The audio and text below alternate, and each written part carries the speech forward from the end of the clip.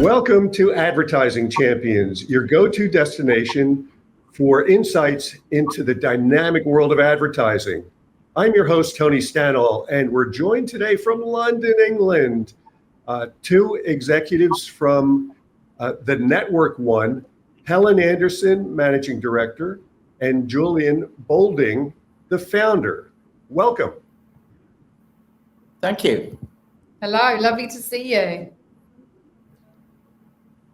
Now, I became fascinated with independent agencies about 5 years ago. As a recruiter, I make the rounds and talking to various agencies. And if you remember at the time, there was all this gloom and doom in the headlines about the end of the agency world as we know it. The big tech firms are taking over, gobbling up people and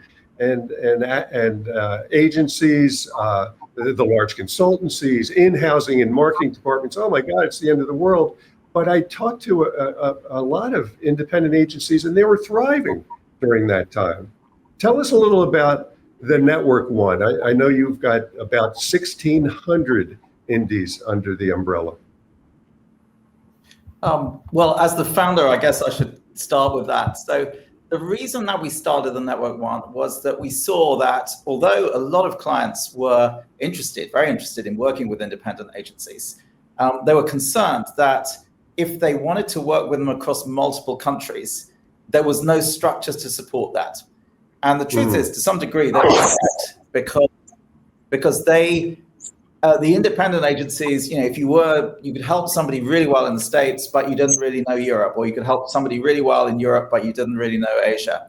So what we did was we aimed to create a complete network that would cover every country that a client would wish to be in. And we're currently at about 119, which is coincidentally the same number as I last heard WPP quote.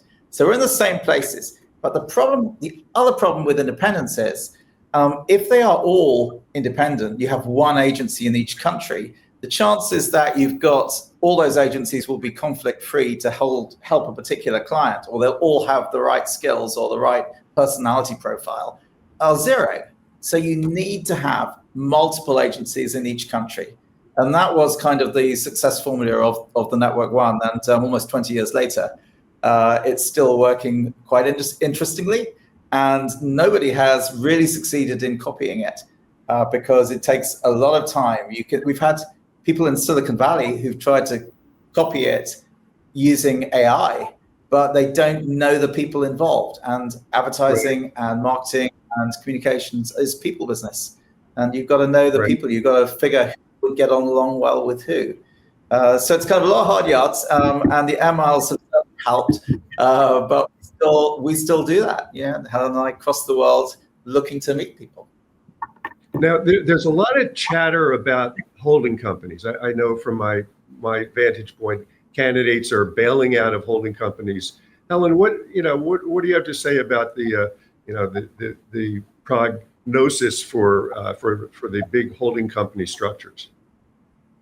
Look, I'm not going to sit here and tell you that they're too big to fail, but I think the essence of and the world that we operate in is that independent agencies are small, they're agile, they can be reactive, responsive, and that's the type of skill sets and agility and creativity that most brands are asking for at the moment.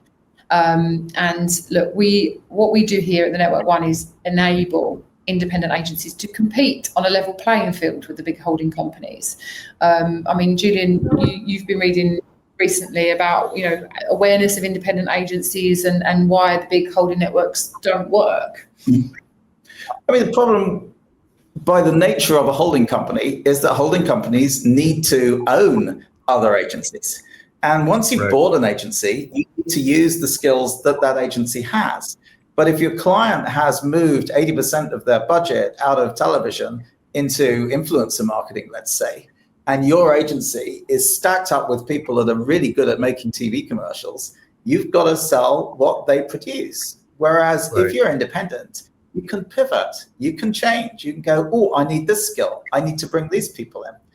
So what we see is a kind of like clients want an ecosystem of agencies that are right for today and not a single monolithic owned group of agencies that were right for 5 or 10 years ago.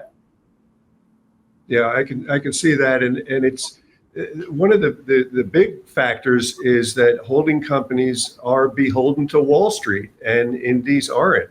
Why don't you speak to that in the last? We have a few seconds remaining, but I'd like to hear your point of view. Yeah, I mean, when you've got shareholders in that kind of field, or when you've actually got huge structures, there's so much bureaucracy, there's so much red tape, there's the holding company way of doing things, and independent agencies are not held together with those kind of barriers and those challenges, and often they're more creative, they're more focused on the idea.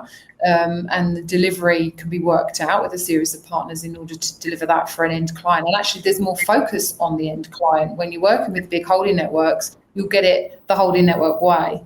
And that's not how independents work. You know, they're hungry, they want to deliver for the brands that they're working with and build those long-term relationships. And look, you've got to be a certain level to even commission a holding company, one of those big holding networks. And they're, fair, they do have fair practices and they do have a lot of investment in the creative space, but they're not as agile. They can't move as quickly.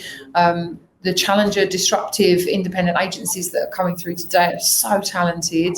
I think, there's room for everyone, but what we do is allow independents to compete on a level playing field. I'll just add one thing to that. So, Tony, independents are more fun. And today, when you compete for talent, you've got to have something that people want to work at and want to have fun in and to enjoy. Absolutely. Well, Helen, Julian, thank you for joining us today on this episode of Advertising Champions. Have a good day. Thank you, Tony. Thank you. And thank you for joining us on this episode. You could find similar podcasts and past episodes of Advertising Champions on dailynewsnetwork.com. We'll see you next time.